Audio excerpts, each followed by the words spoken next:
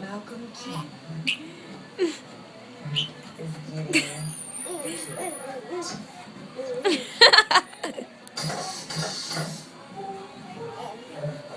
Tomorrow night, Malcolm King.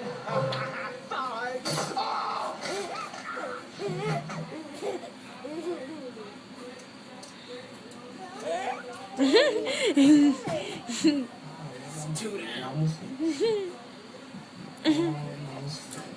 You're distracting her.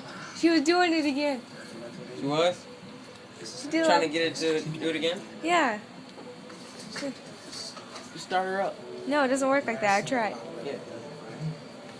You gotta make her laugh. Okay, Bailey. There There we go. Oh my lord. Just to throw people off, ransom will be sent to my gold-digging wife, demanding $10 million for my safe return. It's going to contain all the usual stuff, you know, don't contact the police or the media, blah, blah, blah. Because if you do, we're going to kill you. Yes.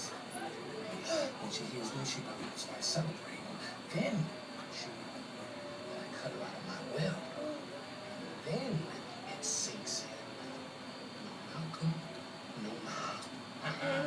So now she has to call the only person that has access to my money. Miss Gladys. And you know Miss Gladys would never let a hair on my pretty little head be on.